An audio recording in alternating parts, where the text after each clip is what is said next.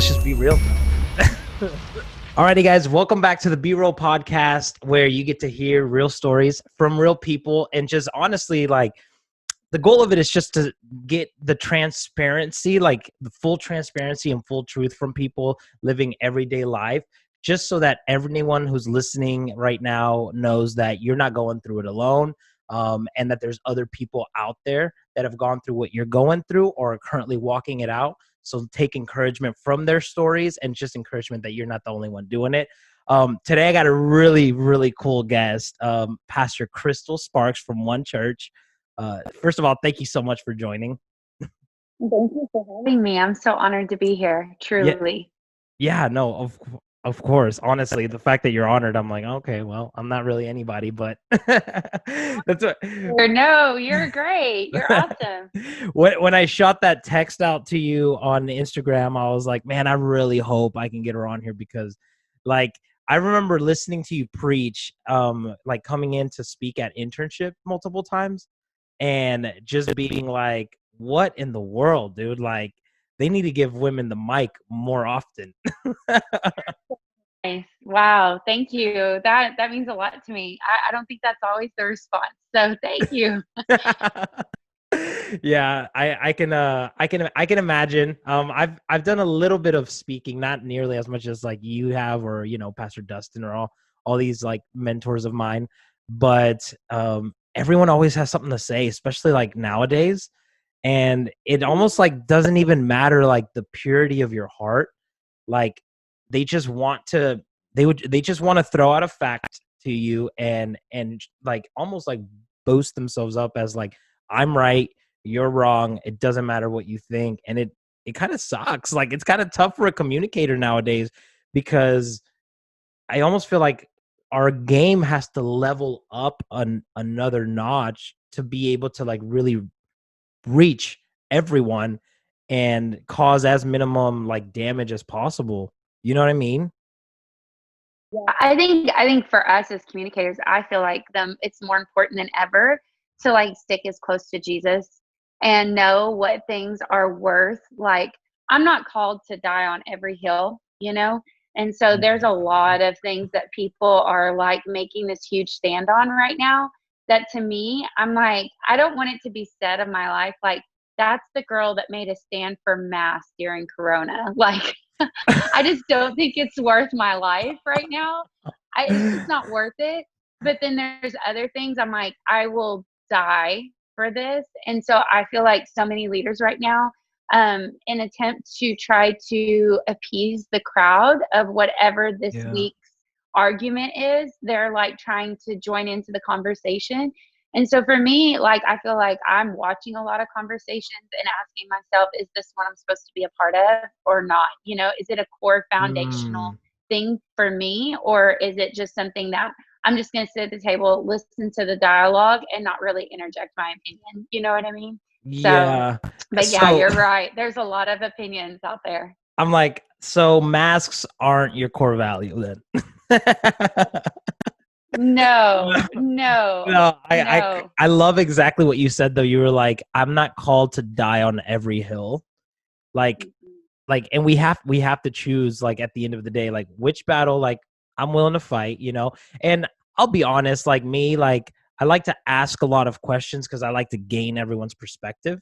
And I try as hard as I possibly can, especially when it comes to like Facebook and I see someone write a novel. I'm like, there's a reason why this person is passionate about what they're posting. That is why they took the time to like write all of this stuff and then respond with all this hate mail to all these other people, right? I'm like, everyone is passionate about it. I can't be the one that says you shouldn't be passionate about it.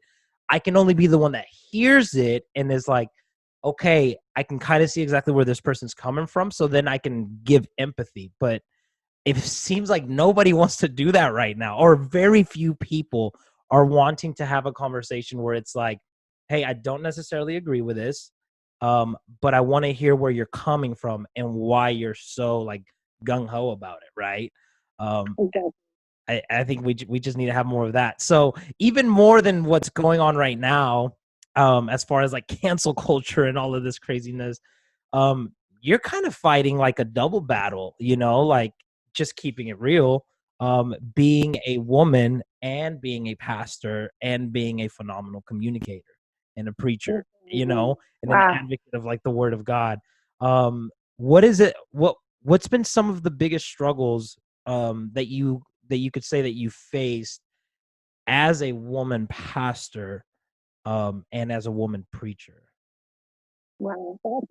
I mean, honestly, I think what's hard is women have developed in our culture and have been accepted everywhere but the church.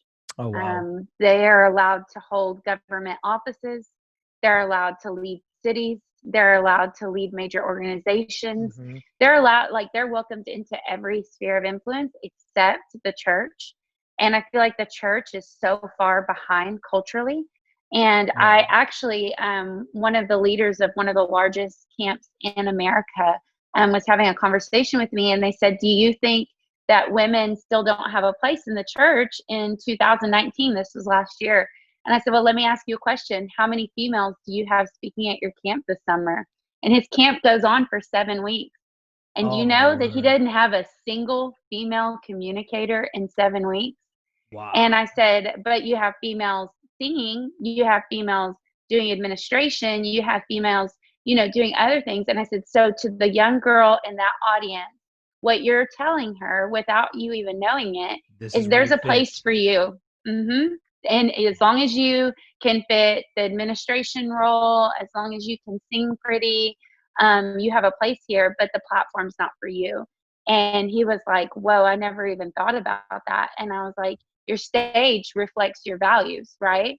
And Wow. so if there's not a space for a female to get up there, and then there's males that will have you, like churches that have you, but they don't want you to be a girl.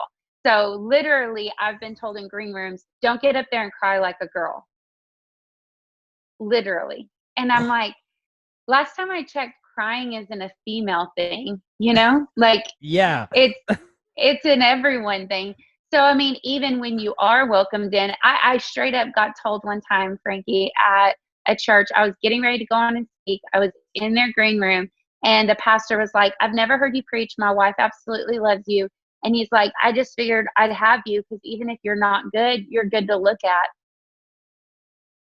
What And I the was heck?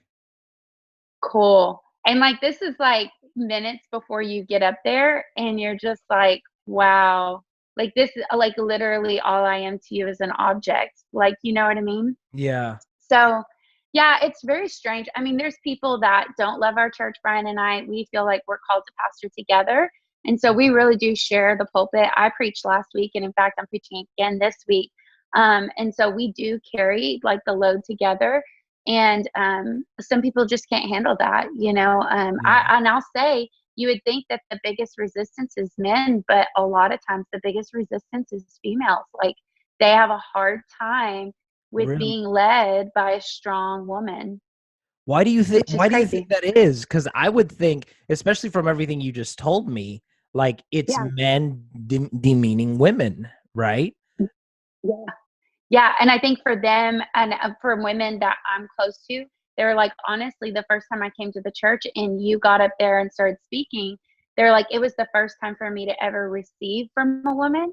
So I didn't know how to respond being led by female leadership when it comes to Mm. spirituality.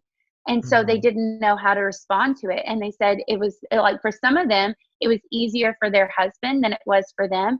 And you got to take with women, like, there's layers of insecurities, there's all Yeah. kinds of other things that they had to go through. So Yeah. it is interesting, some of the dialogue that I've had even with women. And so it's funny we don't really think that we have that, but our culture very much tells people where they're supposed to be, right? Like, Yeah. up until recently, there wasn't a coined phrase of a stay at home dad. It was stay at home mom. But who's to say that the dad can't stay at home? You know what I mean? Yeah. At our house, it's funny. Brian cooks more than I do. That's why I post it on my stories, because when I do it, my kids are like, "Whoa, mom's cooking," because Brian actually cooks more than I do. But the culture would say, like, women are Yeah. supposed to do that.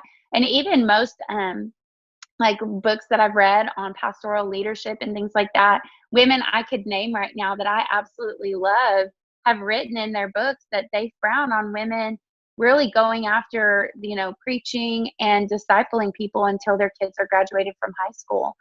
And so even women telling women, until your kids are grown, you can't do this. Like, you can't fill Yeah. that role.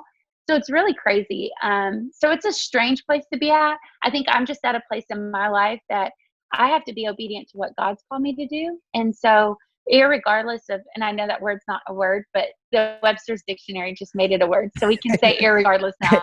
And Irregardless. George Bush used to make a lot of words up, and they were fine. So we'll be Yes, all right. it's fine. It's fine. But I mean, so to me, it doesn't matter your opinion or somebody's opinion. I know one day I'm going to stand before the Lord and I'm going to have to answer, was I obedient to everything He's called me to do? And I want to be able to say yes, not no, culture told me I couldn't, no, people didn't like it when I got up there. I want to be able to say yes. And to me, it's disobedience for me to not do what God's got in my heart. And every time I try to be Wow. like, I'm gonna be a normal woman, I make it like a day and I'm so miserable. I'm like, I'm not called to do this. And even my kids, like this whole season, honestly, of coronavirus, like I've been home more than I've ever been home. I haven't traveled and spoken because everything's canceled. And so Yeah. my kids are even like, this is weird. You've been home a lot, because they're graced to live the lifestyle that we live. Like, they're graced for Yeah. that. And so, yeah, I don't know if that answers your question, but No, here no, we it are. it really does. And you posted something today. I just pulled it up on my phone because I didn't want to butcher it, but you said, last time I checked, your calling was between you and God. It is not disqualified the moment people disapprove of you. Yes. Which I'm like, that that that's probably like in you, like deep, because you have faced some of these things, like I cannot imagine preparing for a message, preparing to like speak what God has spoken to you and given to you, and trying to be like so pure in heart in like delivering it, and then someone coming and saying those things to you right before you speak. And now it's like, okay, Lord, like, you're going to have to take me to this process of forgiving and purifying my heart within 5 minutes, because I'm about to hit this altar and I want to hit it like with a pure spirit, and not filtered through me, but just coming directly through you. So I love that you posted that, because honestly, it's true not just for women, it's true for men as well. You know what I'm saying? But I think that it would be ignorant for men to say that y'all are not facing more than we have to face, or I guess you could say different battles, right? With just different like circumstances, um which is insane. But you are also doing entrepreneurial things, right? Yes.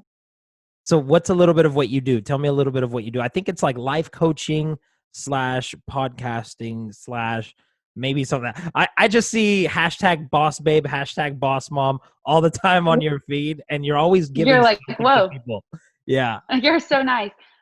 So I do brand consulting with Allison Faulkner, and that's in a secular space. And so God's not in it at all, but I love it. God's in it all over it.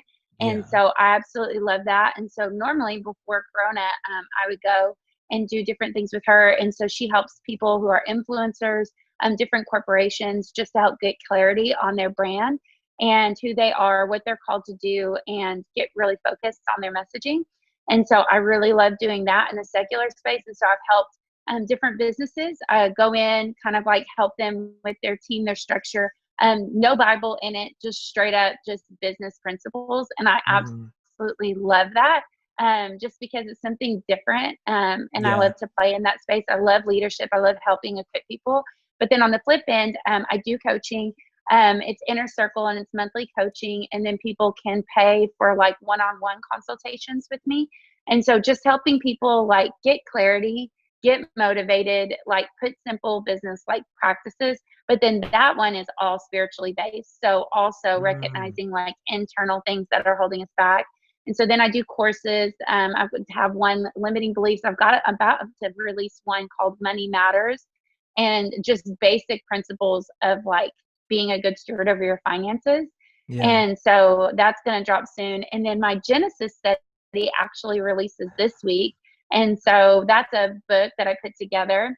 So I've got all kinds of content. I'm Jeez. just like constantly like, my mind's always thinking, and I'm always like, okay, what's a way that I can add value and help people? But yeah, I've got my podcast. I love it. I haven't uploaded the last few weeks, but I feel like I've just been cranking out so much content everywhere else that every time I Yeah. sit down to record, I'm like, do I even have anything good to say? I know that you know what I'm talking about. Yeah.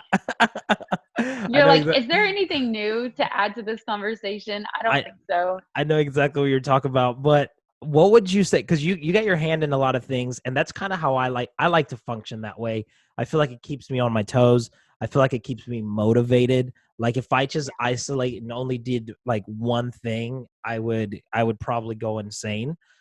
So like I do multiple things, and pretty much like if you have a full-time job and you serve like intensely in ministry, that's already pretty much a lot. But then on top of that, like I like to do my podcast. Me and a buddy are starting a nonprofit, started a company with another buddy for like social media marketing and stuff like that, because I like having my hand in a lot of things. So you having your hands in a lot of things, what is something that you would say to somebody that feels like they don't have enough time, or maybe like, I just don't feel like I'm focused enough to like pursue this, but I kind of want to do this also, is because there's a lot of that going on right now where people are really just trying to figure, like, dude, everyone is just trying.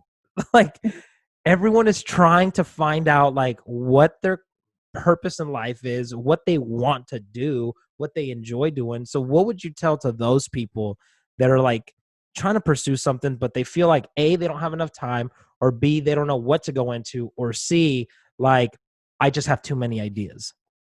Okay, so this is what I tell people is that if you don't have a motivation problem and you don't have a focus problem, you have a purpose problem.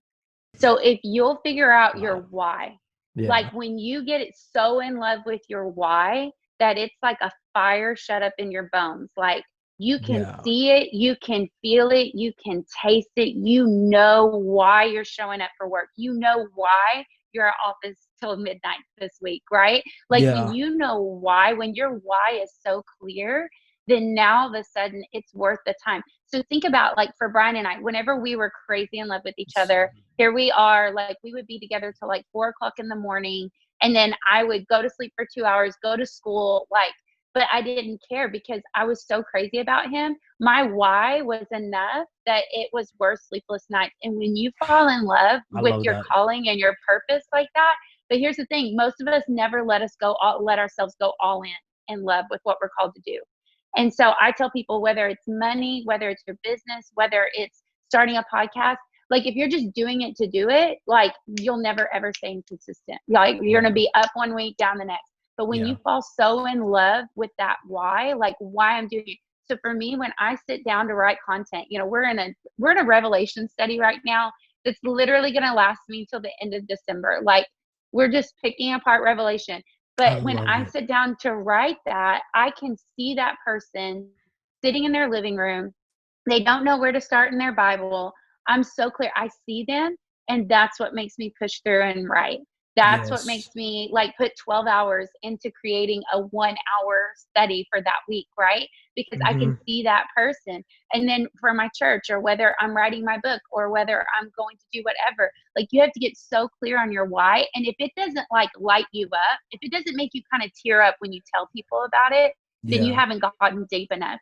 And most of us, because we hedge, because we really don't believe we're worth it, we've got all these limiting beliefs. We think that money is dirty. Most people think they've got a limiting belief that money is bad, right? Yeah. And as long as you think money is bad, money's never going to manifest in your life. Like you've got to give yourself permission to Wow. get money, or else you'll always, like, you'll watch businesses cap and they'll cap at the same number financially and they're never able to break through it. They'll get consultations, they'll get everything. When you change the leader's why on the inside and he Wow. breaks through those limiting beliefs, then money's not a problem. It just starts showing up in your life. So what's in your life is the manifestation of the internal boundaries that you have on the inside of you. So whatever you're seeing outside of you is reflective of the walls that you've built internally. Some of those walls were built for us by other people, things they said, things that they've told us. A lot of it is us telling a narrative, a story around what's happened to us. But when we Yeah. can figure that out and then break through to our why is it that we want to do it? Like wanting a business isn't enough. Like, Yeah. that's not enough. Wanting Yeah. a church is not enough. Like, you've got to have that why so deep that when you get it and it sets you on fire, now you're going to be successful. Like, now don't worry about it. Like, the results are going to start just showing up in your life. And most people are working so hard to become quote unquote more disciplined, quote unquote more motivated, quote unquote more focused. And all of it really comes down to that internal why. So even motivation, think about this. Yeah. Any area that you're lacking motivation, it's because you have a negative feeling associated with that area. So people aren't motivated in finances because they have a negative emotion with money. So when you Wow. deal with the negative emotion, then you're able to dig down to the pure why of God wants you to have it. And you're able to go after there. People aren't saying they're not motivated about weight loss. You're not motivated about weight loss or physical fitness because you have a negative emotion around your body image. When you fix the body image problem, you'll start showing up to work out. Any Wow. area that you're lacking, people say, I'm not motivated to read my Bible because you have a shame cycle in your life that you think that God's still mad at you. You're not prone to call somebody that you think that doesn't like you. When you realize that God loves you and you deal with that negative emotion you have about God, you'll be Yeah. motivated to read your Bible, right? So Yeah. everything comes down to that core inside why.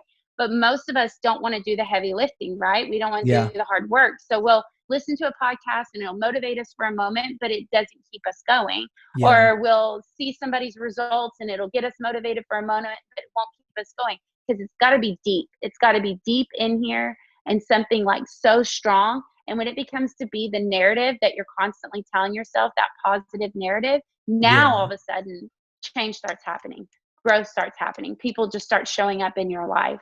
And you're like, whoa, where was this years ago? Right. Yeah. And so, literally, I mean, I will say everything that I'm doing today is all just like going through those layers and getting on fire for something and being like, I know that I know that I know that God's called me to do this. And I just start going after it. And when you get that why so clear, man, results are they're just easy. It's the God part, right? The hard Yeah. work is digging internally. The Yeah. internal work is the hard part. So we're so focused externally that we're not focused internally because doubt, fear, insecurity, those are all internal issues. We try to fix them by changing external things. Yeah. But if we don't dig deep, the internal work's the hard work, right? But Yeah. if we don't dig deep on the internal stuff, then externally our results will never change. Oh, gosh, dude, that is so good. That is so You're good. so I'm like, the whole time that you're talking, I'm like, oh my gosh, like this is really, really, really good. What are some things that like, or some ways that you would tell people or help people, as in like how to deal with those things, right? Because a lot of people, I remember for the longest time, my great mentors and teachers, everyone that I've been surrounded by was like, you've got to deal with the root issue. You've got to deal with the root issue. And I was like, okay, like I want to, I just don't know what the crap to do, man. You know what I mean? Like, and from my experience, what it's really come down to is like spending time with the Lord in a very authentic and genuine way, where sometimes there's words exchanged that, most people would probably disapprove of, or, like with the Lord, just because you're just being real, like, and just giving whatever you have, whatever anger and frustration and happiness and joy and like every single thing, just kind of like giving it to him. That's kind of how what it's been to me. Like, everyone wants to be purified, and I feel like a lot of times we think we have to go through a crazy like crushing season, right, to produce more oil, everything like that. But like, to be purified, I think we all know like fire is like a huge symbol of like purification, right, and empowerment. And the thing that like I feel like God's been showing me lately is that sometimes he wants to purify us with fire, but it's not the fire that we think.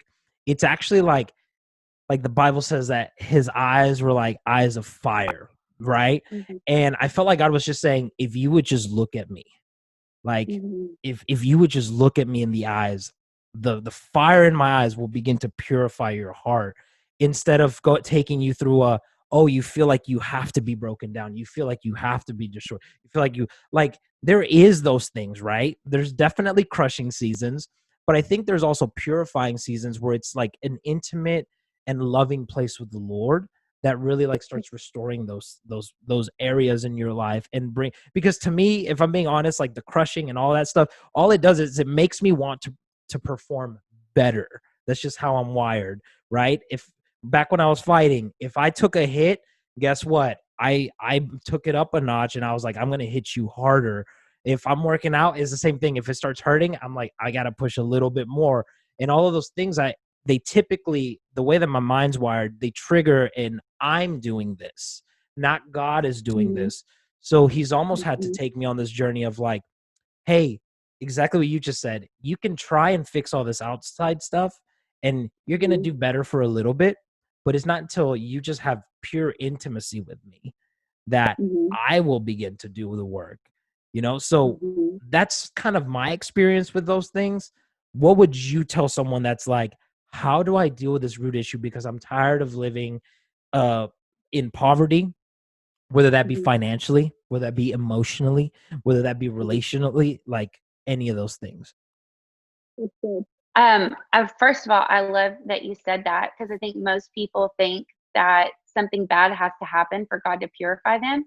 And so, like, even in my limiting beliefs course, I talk about your believer, prover, and projector, right? And your core beliefs changes the way that you see the world, right? And then that's your prover, and then your projector is what manifests things into your life. So in saying, okay, the only way I'm going to become better is for trials to happen in my life. Like for me to be afflicted, for these bad things to happen. And so guess what happens to your life? You're going through hell on earth all the time, because your core belief is the only way I can be close to God is by going through hell, right? So if we fix that core belief, then now all of a sudden what's showing up in our life begins to change. So what I would tell somebody is, a long time ago, I used to always think the scripture, take every thought captive to the obedience of Christ.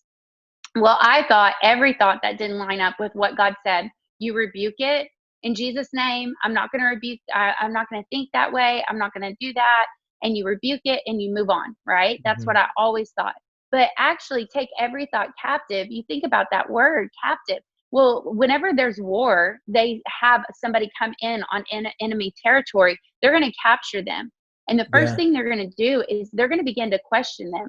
How did you get here? Who sent you? What are you trying to find out? What information were you told to bring, And they ask them, is there anybody else with you? How long have you been here? How long was the journey? Where's the enemy sat up? What if we treated our thoughts like that? Wow. Because pain has a pattern. And so when you find the pattern, you find the root. So money, you have a pattern with money. And so when you study the pattern, you find the pain. And so that is where you're able to, because you think it's a money problem. It's not a money problem. You've got a poverty cycle and it's triggered around a certain thing. So start watching your thoughts about money. What happens when you see somebody with a nice car? What comes up in you? What happens when there's a promotion available at work? What comes up in you? When you got the stimulus check, what did you do? Did you invest it, save it, or blow it on something so you could look rich? Like, let's just be honest. So when you start watching how you treat it, right, then you're going to be able to figure out. So now, whenever a thought comes up, I ask myself, where did that come from? Have I thought like this about other things? When's the last time I felt this way? And then all of a sudden you're able to discover, and as you go deeper, you're able to realize, oh my gosh, this is actually rooted all the way in 4th grade when this person made me feel like this. And I'm still projecting that past pain on every future relationship. I'll give you an example. My daughter the other day came in here and she was talking about one of her friends. And she was telling me this whole narrative, and it sounded like a victim, right? And they just did this to me, and they, nobody likes me, blah, blah. And I said, okay, when's the last time you felt like this? And she's like, well, I think it was like 3 weeks ago. This is what this guy told me. I said, yeah. And so then now think about it. You're holding on to what that one guy friend told you, and you're projecting that on every other relationship. Wow. And she was like, whoa. And she began to realize that pain has a pattern. And so if we don't fix the first thing where pain got in, then we're not going to fix the next thing. So taking every thought captive, I think, is the most important thing. So when those limiting thoughts come up, like I'll never be successful, you need to ask yourself, where did that come from? How did you get here? Who sent you? How long have you been here? When's the last time I felt this way? And all of a sudden, Yeah. you're going to be able to weave those thoughts together and go deeper into that actual place of what's going on. And so that to me has been the most, I've had more breakthrough in the last 2 to 3 years since I've started doing that and helping people do that than I've ever seen my entire life. Because I always thought in the faith movement, you just, every thought that's bad, you don't meditate on it, you rebuke it, you get rid of it, and Yeah. you keep going. Like, I'm only going to think holy thoughts in Jesus' name, right? Well, that Yeah. doesn't work, like you got to figure out how they got there. And so even you think about Adam and Eve in the garden, whenever they told the Lord we were naked, so we were afraid and we hid, he said, who told you were naked? He took the thought Wow. captive. Yeah. He knew there was an entry point. And so if God knows that, right? He knows that their mind connected to him aren't going to think those limiting thoughts. So if we're thinking those limiting thoughts, we have to figure out, where did they start? Where was their Hmm. point of entry? And then begin to trace it back. And then when you let God heal the source of the pain, you'll be able to begin to move forward. But I truly believe that most Christians are just dealing with surface. You know what I mean? Like, Yeah. they just want to put a Band-Aid on it, keep moving forward. Like, you think your problem's poverty, but actually there's something deep down in your life, and Yeah. that is what's actually causing the problem. Jeez, that is so good. That is Okay. so freaking good, because it's true. Like we read that verse and we just think like, okay, just don't dwell on it, right? Yeah. Like that's pretty much. But it's kind of the opposite. It's like, hey, take some time and have a conversation with this thought and let God into it and be like, what's going on here? Why are you Mm-hmm. like, I love that. And I had never heard that before, but it makes so much sense. And it's literally right there in the Bible. It's like, take it captive. Well, what does taking it captive mean? What's that all entail? Um, you were talking, so I like that we started talking about money a little bit, because there's a big frustration in my heart for, I love everyone. I love people so much. But when you love something like really intensely, it can also be your biggest frustration at times because you love it so Yeah. much, right? um, so with people, I have a big frustration, even because there's just even some people in my family, and I'm like, bro, if that's me in like 10 years, like, are you gonna have that same stance, right, against me, right? So there's a lot of people that get really pissed off at pastoral figures that have Mm-hmm. like money and that are Mm-hmm. successful. And Mm-hmm. my view on it is like, bro, if that dude took the time to spend time in prayer, receive from the Lord, and not even just that, but to take thoughts captive, which a lot of people don't do, and really move past the pain, past the hurt. And now they have wisdom and wisdom and God given revelation on how to help people with that. And then they took the time to put that into a format that you would actually be able to read and receive it. And then Mm-hmm. millions of people bought it. Why should Mm-hmm. that person not deserve that money? Like, Mm-hmm. and what gives you the right to tell them like what they should do with their money? Like, oh well, you should just be giving it away to everyone, right? I'm like, I think that Christians can have success, and especially pastors. I think that pastors should have success, right? I think that the goal of every pastor in this world should eventually be to not even take a salary from the church, because they've built so many streams of income. So now it's like, hey, I'm doing this just because I love it and it's what I'm called to, and I've already been building all of this, and now I'm like, I'm tithing, but I got my own organizations going. So what would you say to the people that are coming at pastoral figures and people of influence, and they're coming after their money and telling them how to spend it, or telling them that that people don't deserve to have that type of success or keep that type of success just because they're a Christian? Right. So this is I've actually had people leave our church because they, quote unquote, I have too many nice things. And I'm like, cool, this is me. I'm like, see ya. I don't have time for that. So this is what I would say to that person, is that usually, like, and I'll say for myself, I've never had somebody make more money than me criticize. Oh, I got a phone call in It's that. okay. Sorry, somebody's trying to call me.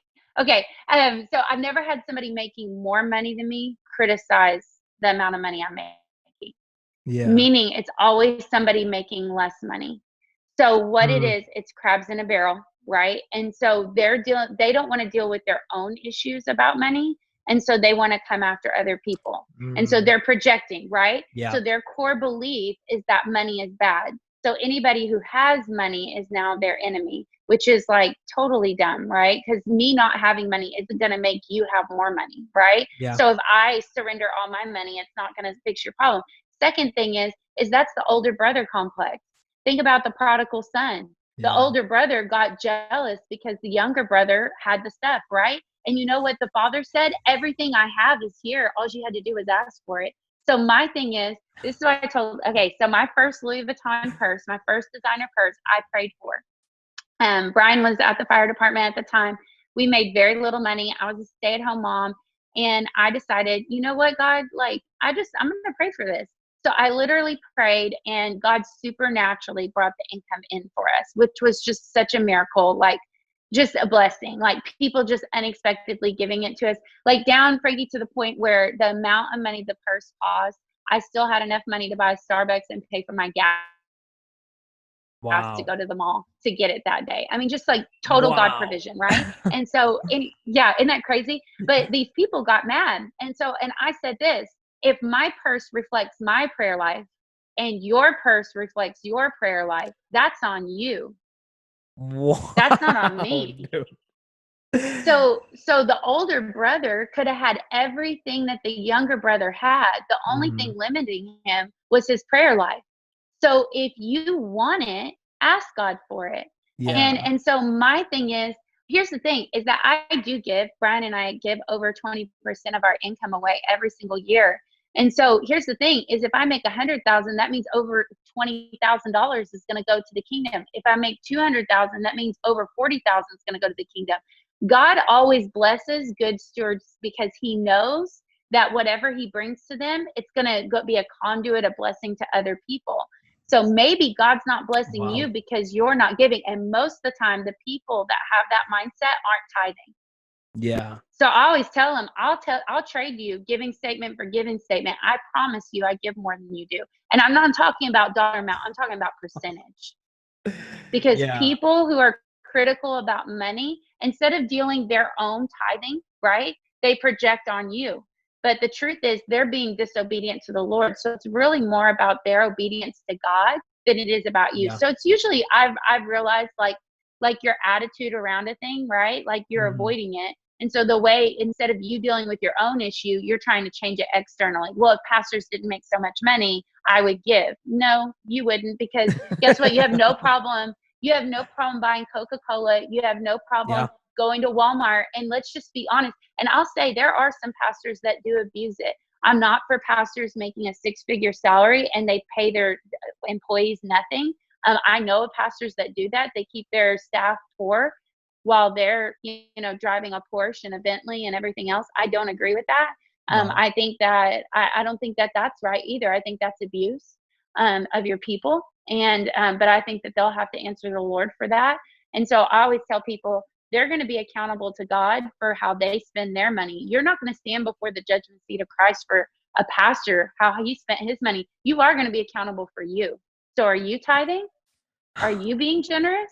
Are you being a good steward? Let's just be honest. How much credit card debt do you have? Because the Yeah. Lord honors good stewardship. Oh my God. That's So that is that's my comeback. that's a really good comeback. That's a really good comeback. And I feel bad for anyone that left your church that may hear this. Or honestly, I hope that they do so that they can like hear your heart behind it and be like, oh crap, like let me just analyze myself. Because everything in this conversation pretty much led up to that moment, which I think like it's funny how God works. I think it was really strategic because we talked heart, money. You know what I mean? And Yeah. it all ties in together. And it's so true. Like, if you're not willing to like give and be generous, why would God trust you with more? Like, And you're it, going to be critical of everybody. yeah, You're going to be critical of everybody until you fix you. People are going to keep showing up in your life. So I always tell people you can tell your heart issue by what frustrates you continuously in your environment, right? Mm, because God's going to keep sending it into your life to work it out of you. And so you like those people, again, your belief prover projector, right? yeah. So until they fix their issue with money, all they're going to see is pastors as being greedy and selfish. They're not going to see them being benevolent and gracious and generous, right? They're not going to see Wow. that because their core belief has to be fixed. So God's just going to keep sending people into their life until it Yeah. happens. And for me, I told Brian whenever that person left, I was like, you know, I'm going to go get the Gucci shoes to go with the belt. I mean, if they're going to leave over the purse, like I might as well have everything, you know? Might as well Like go just full go ahead and send regalian. them over the edge. Yeah, might as well. I mean, if they're gone anyways, you know? I, So I yeah. I love the line that you said where you were like, if my purse reflects my prayer life and your purse reflects your prayer life, that's on you. I feel like that's like the bougie Bible translation. like Yes, yes. there needs to be like a bougie Bible, you know what I mean, translation, because and that's, I mean, that's so true. And it's not even about the purse, like for anyone that's listening, it's the fruit. Like you said this one time and it rocked me heavily. And you were like, if you're praying small prayers, it's because you believe that God is small and that he can't do a lot. But if you're praying big prayers, then you believe that God is big and that he can do a lot. And it really made me start thinking, just like specifically that day, I was like, I need to start praying big, like not just for financial provision, but I need to start praying for like the future, for like an empire, like a vision for my why. You know what I mean? Because like it's not enough to ask for like, God, I need you to provide, which we should. You know, if you need provision, like, you know, ask him. He'll give it for you. But to me, what's more important is, like you said, like, God, really purify my why. Really help me discover that, because the byproduct of finding my why will automatically be provision, will automatically be joy, will automatically be happiness, will automatically be peace. You know what I mean? Like anxiety will start shutting down little by little by little when your why, like you said, it's so hot and it drives you so heavily that you don't have time to even be anxious because you're so driven to execute your why. And especially if your why is helping people, like it's just going to drive you 10 times more. um I think that's it for today. I think that's a good place to end at. You did great. You're so good at this. Dude, thank you so much. That genuinely means a lot coming from you. But I just love talking to people at the end of the day, and like intaking wisdom. And the whole reason that I ever started this podcast was literally because I wanted people to know that they're not alone in anything. And Yeah. I just, it was kind of selfish also because I love hearing people's stories and I love talking to people, and it gives me like a better perspective of just life in general. And so I was like, I want to hear who's been through what they've been through, why they are the way they are, why they function. I'm like, because then I can love people more accurately and love them like a lot better. And it's just been amazing. So just hearing your thoughts behind everything that we just talked about is it's just phenomenal. Um, I do want to end off with one last thing, and just for any woman, whether it's a young girl or a lady who's in her 50s, 60s, 70s, and they've always felt a call from God. They've always felt a call to be in ministry or to preach the gospel, and maybe they haven't moved on it because of like their surroundings and environments. What would you say to that woman? I would say go for it. This is your permission slip. All of heaven is already for you. God has already approved of you. You have everything you need on the inside of you. You don't need anything externally to tell you to go. Just listen to what God's saying and just start. I always tell people just start with where you are, Yeah. start with what you have, and start with who's in front of you. And I mean, Joyce Meyer, her ministry is all over the world. And she literally started with where she was in her living room with who she had, a handful of women. And what she had was just a little bit of knowledge, and God multiplied it. And now you see her, I mean, I forget how many translations, like how many like different languages her messages are in. And you just think she just all started right with where she was. And she wasn't even into her, she was in her 40s when she started, which gives me so much hope. Like, Yeah. I like it's great. Like, and so I would just encourage you, like, go for it. Like heart and soul, unapologetic, unapologetically do what God's called you to do. And I promise you, in the end, there's going to be so many people that are going to say, you're the reason why I found God. You're the reason why, my faith journey began. And that is worth everything. So don't focus on the critics. Don't focus on the people who say you can't do it. Just focus on there's a God in heaven who's already approved of you. All of heaven is cheering you on. That's all you need. Oh, I love that. I love that. And with that, we'll just finish it off. Let's just be real.